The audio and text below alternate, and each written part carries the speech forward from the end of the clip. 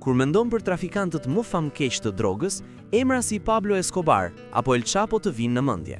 Por më shumë se një shekull para tyre, një grua e fuqishme drejtonte një perandori droge që e bënte çdo baron tjetër të dukej si shitës rruge.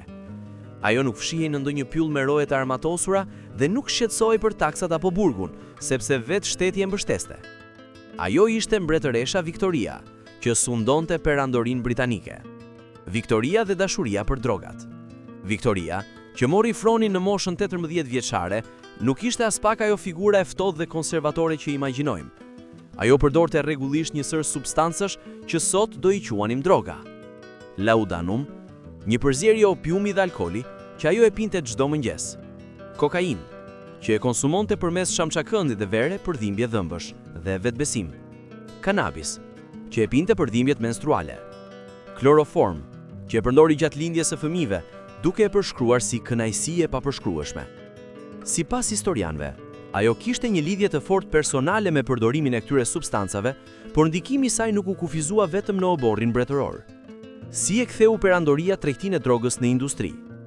Në vitin 1837, kur Victoria u bë mbretëresh, Britania kishte një problem. Popullsia konsumonte shumë çaj nga Kina dhe perandoria kineze nuk kishte interes për mallrat britanike në këmbim. Për të zgjidhur këtë disbalancë tregtare, britanikët gjetën një zgjidhje: opiumi, i cili kultivohej me shumicë në Indi, nën kontrollin britanik. Opiumi ishte jashtëzakonisht i varësueshëm dhe shumë i kërkuar në Kinë. Në sundimin e Viktorisë, sasia e drogës që Britania eksportonte në Kinë u rrit në mënyrë drastike. Fitimet ishin aq të mëdha saqë rreth 20% e të ardhurave vjetore të perandorisë britanike vinin nga kjo tregti. Lufta e parë e opiumit dhe poshtërimi i Kinës. Kina e ndaloi përdorimin dhe importin e opiumit, dhe në vitin 1839, zyrtari i lartë kinez Lin Zexu konfiskua dhe hodhi në det rreth 2.5 milion pound opium britanik. Kjo provokoi reagimin e menjëhershëm të Viktorisë. Ajo shpalli luftë kundër Kinës. Britanikët e fituan lehtësisht luftën e parë të opiumit, duke detyruar Kinën të nënshkruante një marrëveshje poshtërimi që ia dorëzonte Hong Kongun Britanisë, hapte më shumë porte për tregti të lirë, do me thënë për më shumë opium, dhe i jepte imunitet ligjor shtetasve britanik në territorin kinez.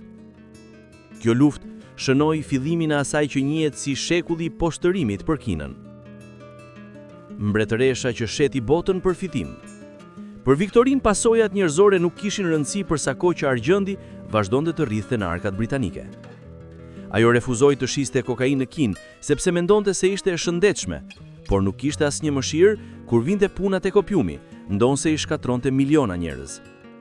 Mbretëresha Victoria, e admiruar për stabilitetin dhe zgjerimin e perandorisë britanike, ishte gjithashtu përgjegjëse për një nga skemat më të mëdha të trafikimit të drogës në histori. E veshur me kuror dhe e mbështetur nga shteti, ajo nuk ishte thjesht një përdornuese drogave, por edhe një drogmene e pashembullt.